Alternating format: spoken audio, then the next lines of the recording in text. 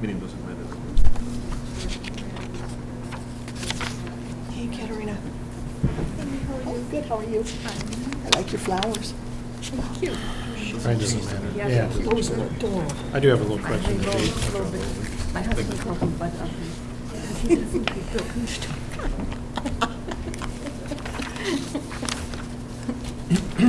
Leave it to a guy. I finally got in regular shoes. Yeah, they're pretty. I haven't been able to wear anything but real flats with my knee. I can finally wear shoes again. That's too bad. I have so many of them too, it's just disappointing. 1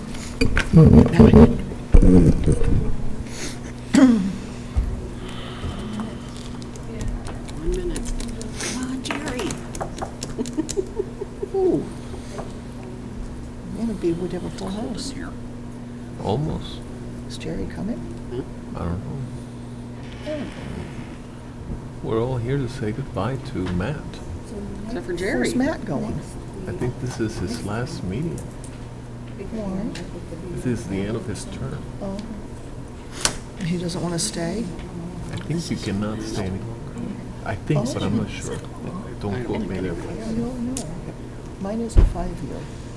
Ready? Yes, but there's a limit on terms. I think. I don't know how to do it. Call to order the June 20th, 2018 Planning and Zoning Commission. Roll call, please.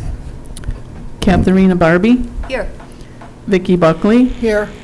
David Castro, Here. Matthew Kroll, Here. Deborah Neer, Here. and Jerry Wright. Chair Christina Atherton. Here. Approval of the agenda. Are there any additions, deletions, or corrections? And if none, I'll take a motion. So moved. So moved by Barbie, Second. second by Buckley. All in favor, say aye. Aye. All opposed, same sign. Approval of the minutes from June 6th, 2018. Any additions, corrections, or deletions? There's a correction on the second page at the bottom. If you approve the minutes tonight, the minutes were approved by the Planning and Zoning Commission. It should be on June 20th, 2018, not July 5th, the second page. Any others? If not, I'll take a motion with the change. So moved to accept with change. Moved by Buckley, A second. second by Neer. All in favor, say aye. Aye. All opposed, same sign. This is the public participation portion of the meeting. Anyone that would like to speak on anything that is not part of the agenda, you're welcome to come to the podium and speak.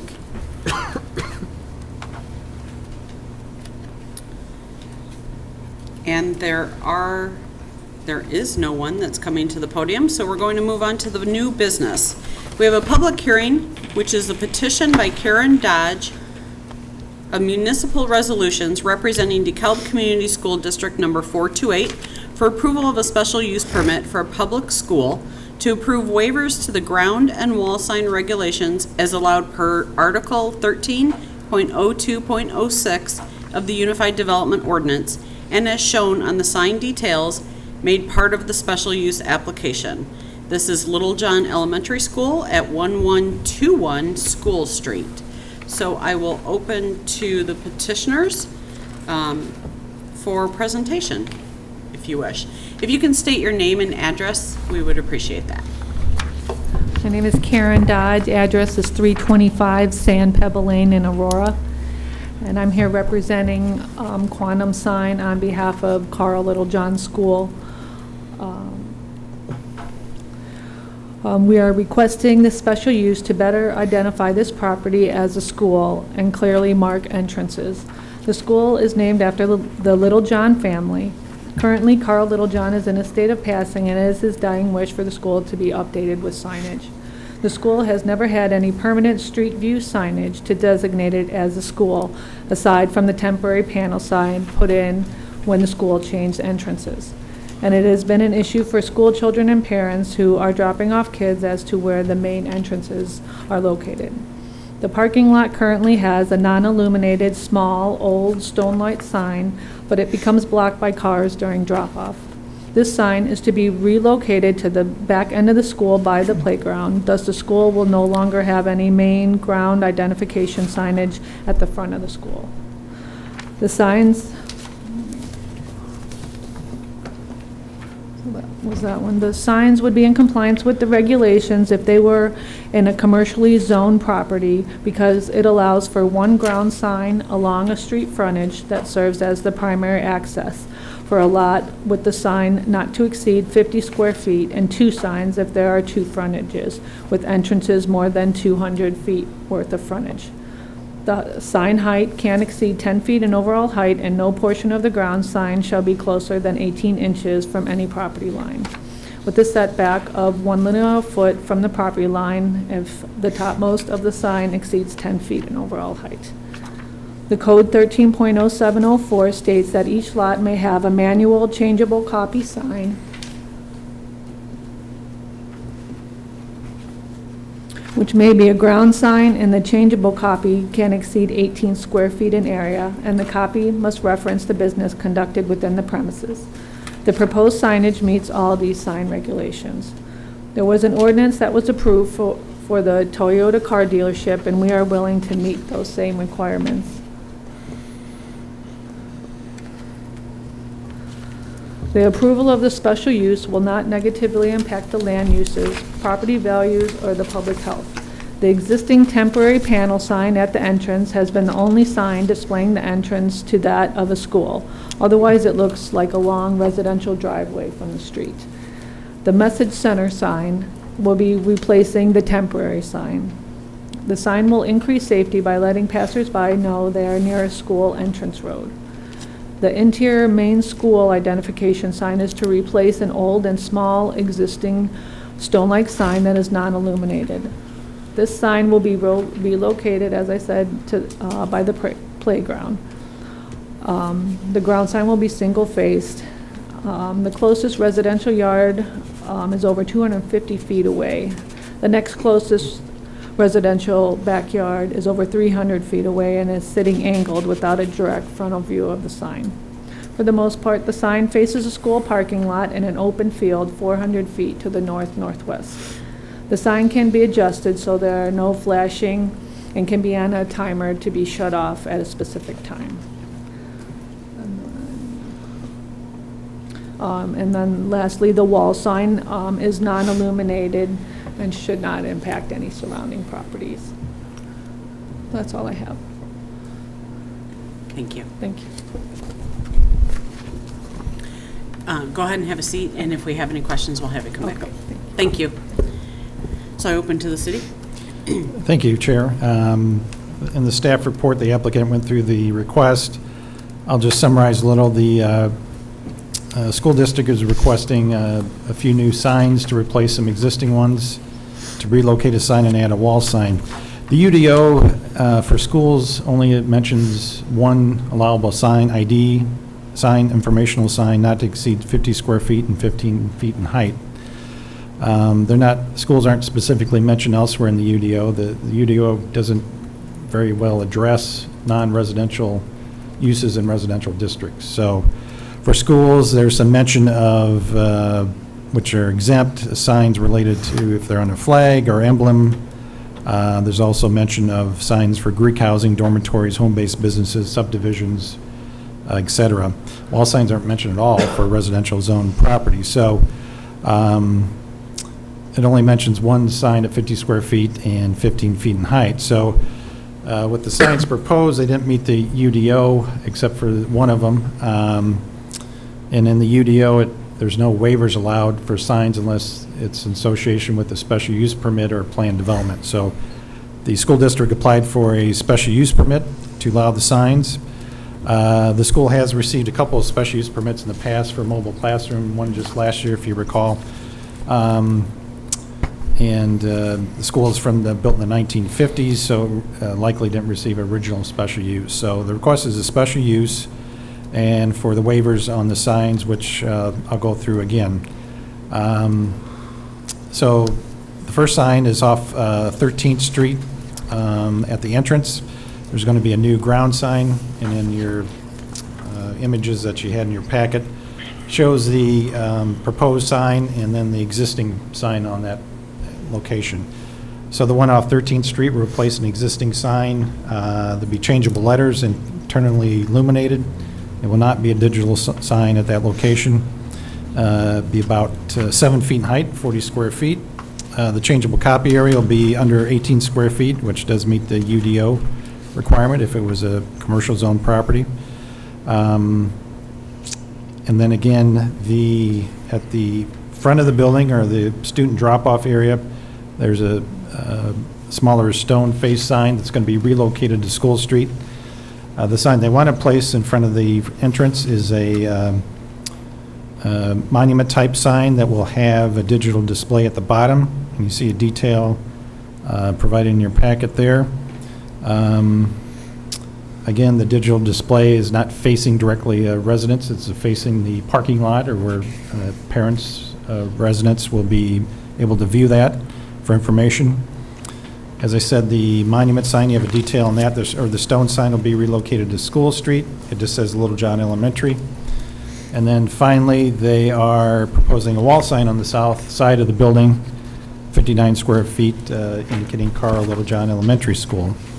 So electronic reader board signs, a digital sign is prohibited in the UDO.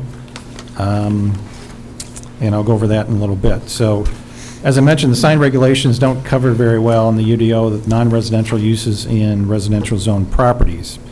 I think in the past with signs in the city, obviously there's signs in other schools. I think in the past they probably may have been looked at as being part of the building permits for public schools, or go through the Regional Office of Education per state law. They don't go through the city. But there was a recent court case a few years ago in the state that made it clear that zoning regulations do apply to public schools. So the sign regulations and other zoning provisions would have to fall under the regulations. So in the non-residential, in the commercial or non-residential zoning districts, ground signs can be allowed up to 50 square feet in size and 10 feet in height. So we kind of use that standard for these other signs, which they do meet. The wall signs for non-residential districts, it's 1 square foot per 1 lineal foot of building frontage. So their wall sign proposed would meet that requirement also. We do have other, obviously, signs at other schools for the digital display. DeKalb High School does have they had a special use permit approved in 2009. As part of that permit, they were allowed a ground sign, and part of that is a digital display underneath that for messages. So that has existed out there for a few years. There's a standard in the special use permit describing that it's non-flashing, monochromatic, non-pictorial, intermittent changing, informational electronic sign, where different copy changes are shown on the same lamp bank. A couple other more recent electronic reader board signs was approved by the city, included first Midwest Bank, 130 West Lincoln Highway, then Bemis Toyota in 2016. Staff is suggesting that the regulations, we had some operational conditions for Bemis Toyota. We would recommend that the school district have that same standard, and they've agreed to that. So those include can't have any optical illusion or movement. Each display has to be up for a minimum of 20 seconds. The change between the static messages must be accomplished immediately with no use of any transitions. The sign must include light sensors and dimmer controls that automatically adjust to outdoor lighting levels. So the illumination levels are dimmer if it's night or cloudy days. There's a maximum on the lighting intensity. Signs, of course, cannot contain any off-site advertising. There can be some emergency messages put on there by other governmental units. And the sign is equipped with automatic off switch when the sign is malfunctioning. So we'd recommend that these are the standards, operational standards for the Bemis Toyota sign. And they're similar somewhat to the one for the high school and for the bank also. The language is a little bit different, but so we're recommending that be the conditions for the digital display sign proposed, and the applicants agreed to that. Standards for special use, let's go through those briefly. Of course, the property zone residential. School has been there for several decades. The UDO does require, for variance and waivers, a special use permit. proposed signs, as mentioned, would be in compliance with the regulations of the UDO if located in a non-residential zoning district. Special use should not be detrimental to the proposed signs to the neighboring property. Of course, there's been signs on the property for some time, and the digital display sign will not be directly shining into a residence. It'd be, I think the applicant indicated, about 250 feet away. Again, it will not be detrimental to the surrounding area. There's adequate utilities already on site. Of course, the two electronic ones will have appropriate utilities hooked up to them. And the signs will allow the school district to inform residents and parents and serve the educational needs of the community, inform them. So that promotes the public health, safety, and general welfare of this city.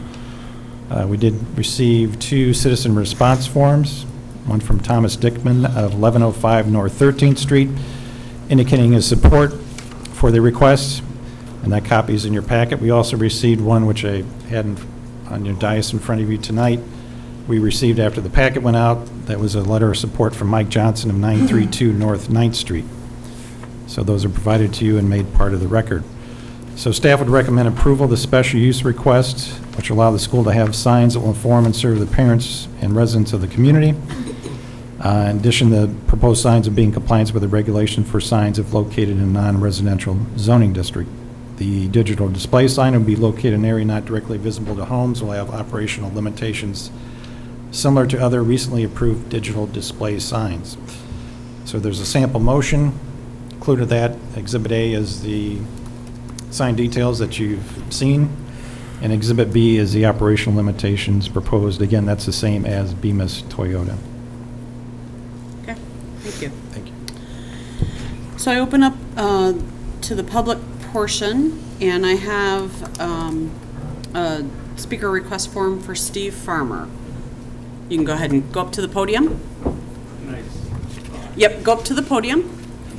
And if you can, well, I said your name, but if you can say your name and address for the record. I'm Steve Farmer. I live at 1125 North 13th Street, right there in DeKalb. And one of the, pictures up here, I'm the yellow house that the signs, or the house that's behind the sign there. And what I'd like to ask is that, first of all, I'd like to, you say 250 feet. I'm probably only 40 feet from that sign. That's where my house sits. We measured it tonight. The sign actually, the existing sign is about approximately 11 feet from my edge of my driveway, and that'd be towards the north there, as you can see. Could the applicant get up and put up maybe the map and show, or find out, should indicate where exactly the home is?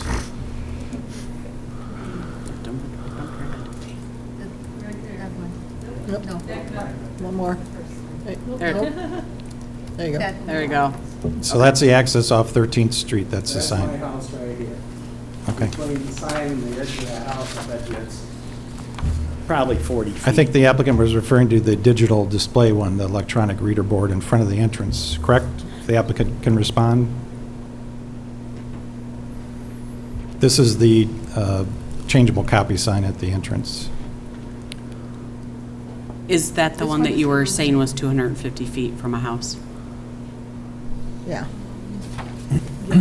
Yeah, okay. Yeah, that one. Okay. Then I misunderstood. Nope, no problem. Yeah. No problem. You're good. You're good. It's always good to get clarification. Yeah, that's No the changeable worries. copy sign there, Yeah. right off 13th Street. But that would not be a digital display sign. The only thing I'm really concerned about, and my wife and I are not opposed for the sign, it's fine. But the only thing I ask is if the sign could be actually moved towards the west about 3 feet. When I back out of my driveway, that is caution all the way. And we have children, 13th Street is a busy street. There's no two ways about it. And unfortunately, children, they ride their bicycle, they don't look. They come speeding past that sign, and you've got to be on your toes. So if I could get them to maybe fudge it a little bit to the west, and we stood out there tonight and looked, and you can still see, 3 foot's not asking much, but 3 foot is more of this vision that I've got than I do right now. That's my biggest concern, that's why I came here to speak tonight. I'm not opposed to the sign, it's fine on there, but if something could be done, that I could have a little more vision between, I'm not tall enough, between here and that sidewalk, that would be greatly appreciated on that. So there's no opposition, as I said, to the sign at all. I just need a little more vision. I'm 67 years old, and so, you know, you got to be a little more cautious when you back out. But that's what I was concerned about, so. Great. And so the parents can have a chance to see around that corner too, on there, especially at the stop sign, so. And that's it. Thank you very much for letting me speak. I appreciate it very highly. Thank you, sir. I don't have any other request forms, but I do want to give anyone else an opportunity to speak if they wish. Okay, and there being none at the moment, I'm going to go ahead and open up to the commissioners for any comments or questions.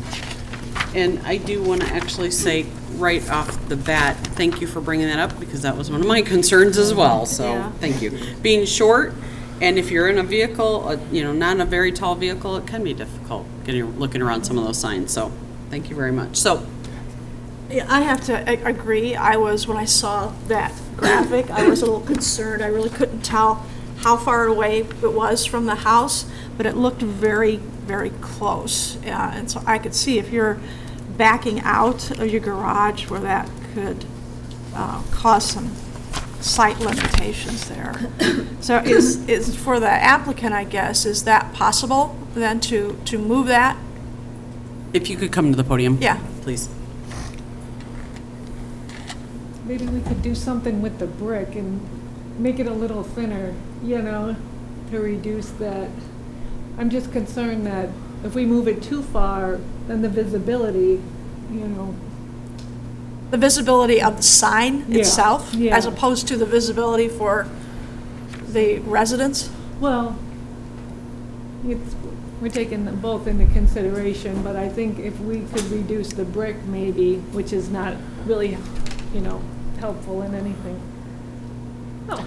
We do have visibility requirements in the UDO, a sight distance triangle. I think it's 20 or 25 feet back from basically the intersection of the drive and the street, and going back 25 feet, then connect it in triangle where you can't have a sign or any certain types of signs, but I don't think we'll that's work to far make enough sure for a lot that of can signs. be, I assume they're proposing to place the sign at the existing sign.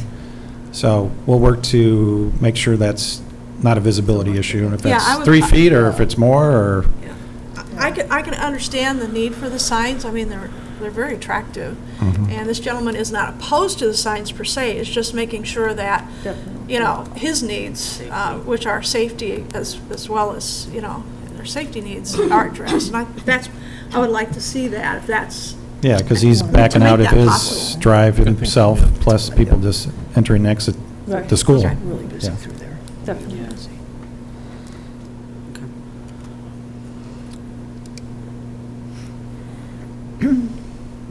That's all I have. That's it. Yeah? I'm good. No. Mr. Kroll? I mean, Thank you very much. Mr. Castro. Well, if anything, I'm going to say the obvious, and that is that it seems that we have a confluence of factors here that are it's one thing that the UDO would have never imagined, particularly the safety component of the story. And I think everybody would appreciate if we have a second set of eyes looking at this particular corner with this new ideas that have been brought up here. Yeah, they would have to submit if approved by the commission and the council, they had to submit for permits for the signs, and at that time, we would check the setbacks. There's a minimal setback from the right-of-way property lines for signs, and then the visibility issue, the sight distance, we check that too, so.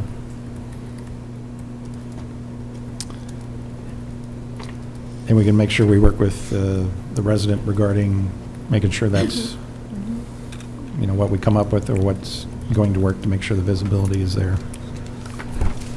Well, I do have a question, and it's separate from this topic. This lit signs, there's at least one lit sign and some light here, and none of it is facing any of the residents. Elementary schools are not very well known for being very active at night. Can these things be turned off at night? They're turned off at night. Okay, thank you. It's on a timer, so it automatically turns off at a certain time, or a light doesn't, okay. Yeah, I would echo that. Was also concerned that not be over illuminated for the residents, even though it's not facing perhaps, there's still that The glare. displacement, after, when it's on.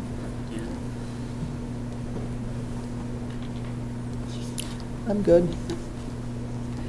So the Toyota Bemis was that on Sycamore Road? Yes. Yeah. Because I hate that sign. I'm really upset that we approved that. You can see it a because mile away. You see it a It's mile really away bright. and it looks like a police car coming. Yeah, it's really Because bright. it flashes. Mhm. And that's one of the things I really don't like. So I really would like the sign to be turned off. I live in a neighborhood, and my neighbor has the lights on all night, and it's really this light pollution that we have all over is really unnecessary. I mean, I don't know if there's any thing about potential crime, but that wouldn't be deterred by a sign either, right? So if it could be turned off, and if that somehow could be written into the application that they can turn off, that the school will turn it off at night. And I also see somebody has to take care of it, because if you drive by Clinton Rosette, that sign there flashes all the time that the kids are out, and it's 10 p.m. and the sign's still on. So somebody needs to be responsible to actually turn it off. And I think we should write that in there somehow. And I know Little John is kind of hard to find, I think. So if it could be turned off at night, and if that could somehow be stipulated, Probably that have would be to, great. if you want to make that a condition, you can. You probably need a time or some type of ways so it can be enforced. And that somebody also checks, so it doesn't just keep Yeah. going. If I may, my name is Tammy Carson. I'm the Director of Facility Operations for DeKalb School District. And we would have an individual responsible at Littlejohn who would handle the programming of the lights. I will just remark that the Clinton Rosette School Crossing sign, I think that you're referencing, the school zone is actually managed by the city of DeKalb. Okay. So the one on 4th Street by Huntley is managed by DeKalb School District, but the one on First Street is not. In regards to the signage, the one in the parking lot as well as the one on the street that we're proposing and asking for permission for, we can set that at whatever time council feels is appropriate. As someone indicated, we don't have a lot of events in the evenings at Littlejohn or many of our elementaries except for Founders. That's our busiest elementary at night. And I would anticipate, once we get past that 8 or 9 o'clock hour, very limited times do we have people even entering that parking lot. Once the fun fairs and those are done on those rare occasions, we have those larger evening events, there isn't anything else going on at that school. And nobody would have a reason to be in the parking lot or need to see that signage unless they were there for a particular event. That sounds great. So you indirectly suggested 8 o'clock at night. Would there be a time in the morning that you would say would be appropriate, 6 in the morning? 7? I would actually recommend closer to 8:30, only because Okay. when there is a fun fair and that, typically the school is vacated at about the 8 o'clock hour when there's a large event, so they would be headed off property. And if it was lighted at that time and there was some, messages coming across, would be great. In the morning, that side of the building, drop-off doesn't start until 8:15 technically, is when parents are not to be dropping off their students. The before-school program that takes place at 6:45, actually they drop off on School Street. So they aren't coming in that parking lot to see that signage. So recommendation, I wouldn't have that sign on before 7 a.m. in the morning. And by then, most mornings by then, you don't need the lights on. Okay, thank you. You're welcome. Excuse me. I do, I like the proposal on these signs. I think they're very attractive. Not that little wooden sign off of 13th isn't attractive, but it'll be a nice improvement for the neighborhood. However, I think that you had mentioned that that sign might have some illumination. Is that correct? The one that'll be off of 13th, will that be illuminated at all? It's internally illuminated. Internally. Yeah. So how is that light going to affect, let's say, Mr. Farmer or the residents there? Is it a light illumination? Is it, Maybe the applicant explained the lighting, but it's does it internally illuminated. shut off as well? Could you come to the podium? That can be adjusted also, so Okay. I think there's limitations on, you know, you can take a measurement at the property line where it can, so we can adjust. How far out it Probably, can glow? Yeah, Right. okay. So the Okay. time restriction on the lighting, you talking just about the digital display sign? Because the one off 13th will be internally illuminated, but there'd be no, Right. Okay. be, I wasn't sure if there was like spotlights that were gonna hit it or how no, that was. internally. So, okay. Yeah, I think they had an option of spotlights, and I recommended they not do that with the adjacent Good. resident, so. Good. Tammy, I do have a question for you then. Is this a sign that you would want to have illuminated at all hours, or is this also a sign you'd want to have that illumination down like at 9 PM or 10 PM and then comes back up? You know, I we mean, could during the day it won't be, we could be illuminated. flexible on that, because again, I wouldn't think, part of the reason that we pursued this, and our principal, Mr. H., really was looking for additional signage before the Littlejohn family ever even approached the school with an offer of a donation, was because the community doesn't know what's going on at the school. And so that's why you're seeing the sign that you're seeing right there. We knew we'd never get a marquee sign with the electronic lettering changing, you know, right there in the middle of the neighborhood, unless it was in the parking lot. It would be nice if that sign could be on to maybe a 9 or 10 o'clock hour when there is traffic on 13th Street, so that individuals can see if there's a special event going to be happening at Littlejohn, or school's in session or not in session. That would be what the school district would prefer to see. And then I don't see any reason that couldn't be shut off, especially if it is something that is disturbing to the neighbors at a certain hour for the overnight. Because again, how many people are really out looking to see what's going on at Littlejohn Elementary at, 11 o'clock at night? And then back on, it would be nice if that could come back on maybe at that, maybe 6 o'clock hour. So maybe it goes an hour longer than the one inside the parking lot, the electronic sign, but still not be on all hours of the night, and save a little electricity too. We're always looking for ways to save money, so. Sure. Okay, thank you. I would recommend us considering that it's illuminated 6 to 10. Just, it is a busy street, it is a busy neighborhood, and it's important, I think, for people to know what's going on in their neighborhood, and, somebody may want to go see the school play or the fun fair or something. So if we could consider that. You still just referring to the digital? What's that? You're still just referring to the digital? No, for this Or the illumination illuminated on one? the 13th Street sign. So the 13th Street sign, my recommendation would be 6 a.m. to 10 p.m. Hopefully that won't be too bad. And then whatever you guys decide for the digital, I'm fine with. I think we were talking I've heard 7, I have 7 to 8:30 written down. for 7 to that one. 8:30, 7 to 9. Yeah, yeah. Okay, thank you. I'm going to give the public one more chance to speak if anybody has anything else that they'd like to bring up. No? Okay, I'm going to close the public hearing. And anything else from the city? With the motions on the timing, if it's fine with the commission, maybe we could do in the morning, since daylight changes at dawn till, trying to get a more consistent time instead of 2 separate times for 2 different signs, but to whatever's agreeable to the commission.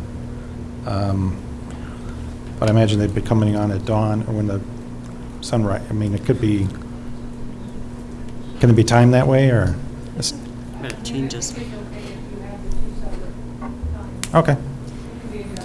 It can be adjusted that way. What I might recommend, until we can get clarification on that piece of it, because I honestly didn't ask those questions of the sign company, and we didn't probably pursue that part of it yet, is if we can do separate time schedules easily, that sounds like it's the most agreeable across the board. And if not, then our proposal coming back to council would have to be something different, just on what's available with the equipment is all that I'm pursuing. Okay. thanks. So what she's saying, whomever makes the motion, that you may want to put the time contingent on the council's agreement. Yeah, make a recommendation, Yeah. and then, yeah, With our suggestion of yeah. perhaps. So you're saying with the investigation of what appropriate times would be for the digital and illuminated then? Just kind of at their discretion? Yeah, yeah, with our recommendation of. I would just With make our- the motion to include the times as you desire. And Okay. then if there's some issue with the timing, then. And they can adjust We afterwards? can advise just- them and. So we can advise on potential recommendation Yeah. times with investigation on what's most amenable for the district and its neighbors? Yeah. Okay. Yeah. Any further questions from the council, from the commissioners? Wow, I'm really. You're already, you're, yeah. Already in Galveston. And I'm already in Nashville, so we're worthless. My head's in the clouds. We're both gone. Anything else? If not, I'll be happy to take a motion.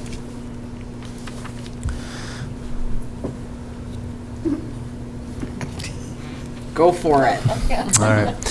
Based upon the submitted petition and testimony presented, I move that the Planning and Zoning Commission forward its finding of fact and recommend to the City Council approval of the special use permit for a public school to approve waivers to the ground and wall sign regulations as allowed per Article 13.02.06 in the Unified Development Ordinance as shown in the sign details dated May 7, 2018, prepared by the Quantum Sign Corporation, pages 1, 2, 4, and 5, and a location map labeled as Exhibit A and per the conditions indicated on Exhibit B for the electronic reader board sign digital display, with the additional addendum that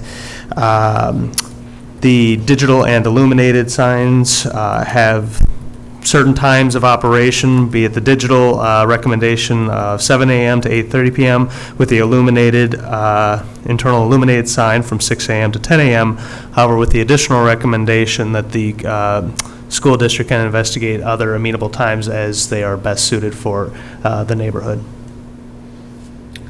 10 p.m. I said 6 to 10 p.m. Oh, did I say a.m.? Yeah. 6 a.m. to 10 p.m. Hey, I was almost flawless. Sounds good. So that's the 7 a.m. to 8:30 p.m. for the digital? Digital. And 6 a.m. to 10 p.m. for the internal illuminated.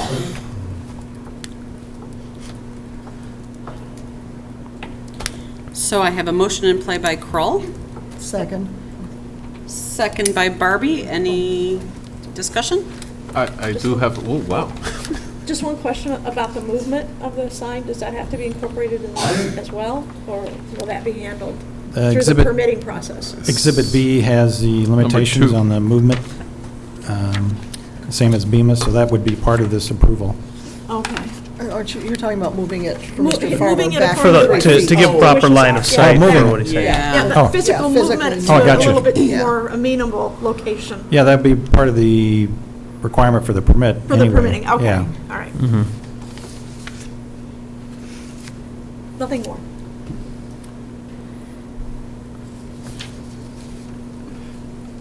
This is a good time to remind ourselves that all we are doing is forwarding a recommendation to council and that they have the final word on this.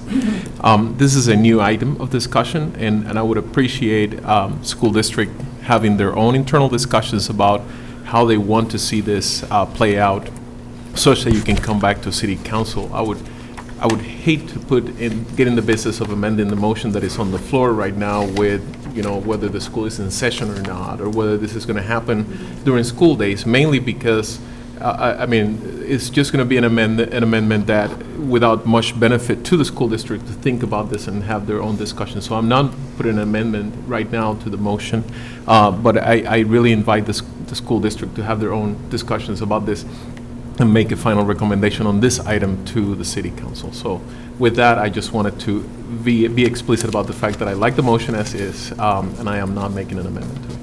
But very good point. Thank you for bringing that up. Anybody else? No, no further discussion. I'll take a roll call. Did we get a Catherine second? Barbie? Yeah. Oh, sorry. Yeah. Okay. Yes. And Okay. Barbie second. Yes. Vicky Buckley?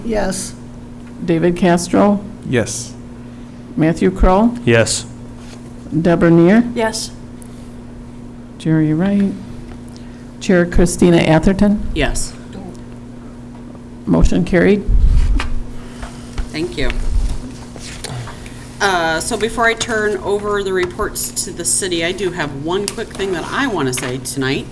I want to take a few minutes to thank Matthew Kroll for his service on the commission. This is his last meeting, and he did it with a bang, with a really great motion, so, you know, good job. Thank you. But thank you very much for your service. It's been a pleasure having you on this commission, and I look forward to seeing you out and about in the community and running into you here and there. So thank you, Matt, very much. Thank you. I'll be around. And the city. Our next meeting will be Thursday, July 5th. That's a Thursday, because the 4th is on Wednesday, a holiday. We do have one hearing, which I did send you, regarding special use permit for a video gaming establishment on South 4th Street. The city council at their last meeting on June 11th did approve the Pizza Hut rezoning and plans. And I know they're looking to move pretty quickly on that with the demo and permits for the building. They plan to be open this fall, early fall, so I think they plan on. That's all I had. Thanks. Great. So if there's nothing else, I'll take a motion to adjourn. So moved. So Second. moved by Kroll. Second by Castro. All in favor, say aye. Aye. All opposed, same sign. Thank you. It's a pleasure. You too. Thank you, Matt. Been a pleasure working with you. Oh, okay. I heard she got married. I know, right?